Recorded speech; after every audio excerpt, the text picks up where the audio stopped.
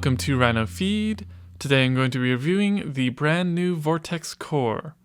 Included in the box, which is very nice looking, might I add, you'll receive the keyboard itself and a 5-foot micro USB cable. A printed manual will most likely be included as well, however mine was just a download which I'll put in the description. The switch options are Cherry MX Black, Blue, Brown, Red, and Clear, and they'll all have the clear housing ready for RGB lighting in the future. The only switch that includes a stabilizer is the 2 3/4 U spacebar, which is a plate-mounted Cherry-style stabilizer. The layout of this keyboard is super tiny at 40% with only 47 keys. It includes a split spacebar and 4 layers, 3 of which can be programmed. I highly recommend taking a look at the manual to get a better idea of exactly what the layout looks like. There are 2 function layers, which are separate from the 3 programmable layers. One of them has numbers and F1 through F12, while the other includes the arrow keys, media control, volume, calculator, program layer selection, and home, and page up and page down. There's also technically a 3rd function layer, but it only includes your symbols and special characters. You can get to it by pressing Shift plus function 1. It will be very difficult to find replacement keycaps, however the keycaps included are excellent, which I'll talk about in a minute. The split spacebar is comfortable to use with both my right and left thumbs, and there is a very small 1U backspace key, but you gain a dedicated delete key by making the sacrifice. So for the keycaps, they are dye-sublimated, PBT plastic with DSA profile. Dye-sublimated is my favorite printing method used, and that's because they use dye to create a permanent letter that won't fade away over time. But the reason I like them is because you don't feel the letter on the keycap. They're seamless and smooth. PBT is the plastic used, and I like that because it's a little bit more durable and less likely to shine over ABS plastic. DSA profile is the shape of the keycaps. They are spherical, shallow, and spaced out evenly with a little bit more space in between the top of each keycap. It does take a little bit of time to get used to them, but other than missing a home row bump, because there is none, I like them a lot.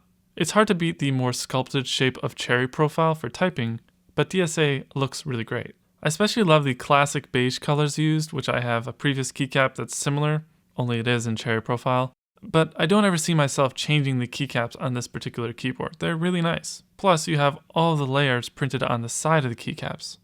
Programming I'll only talk about a little bit. You can read the manual to kind of figure out how to do it. It's pretty easy.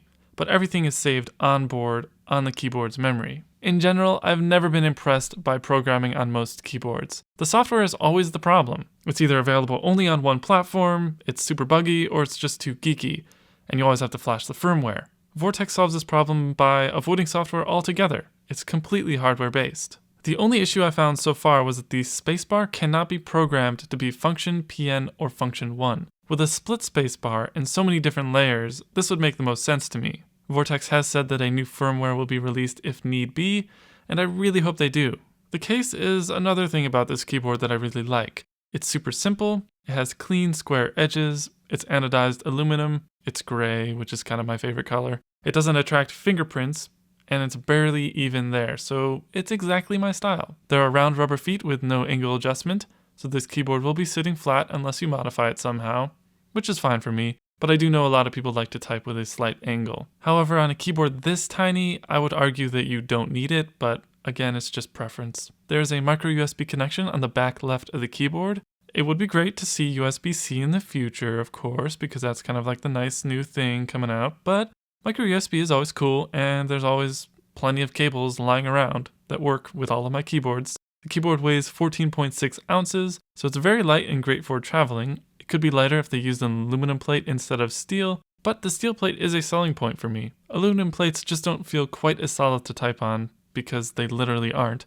Aluminum is a softer metal after all. There are 5 mounting points for screwing the PCB and plate into the case, which are hidden underneath the keycaps and between the switches. And lastly, the dimensions with the keycaps are 9 3/4 by 3 by 1 inches. So in conclusion, while I have played with small keyboards before, the minivan being the one and only, this is a great implementation of the 40% layout. Yes, with a layout this tiny, sacrifices do have to be made, but Vortex keeps the keyboard incredibly functional with hardware-based programming and multiple layers.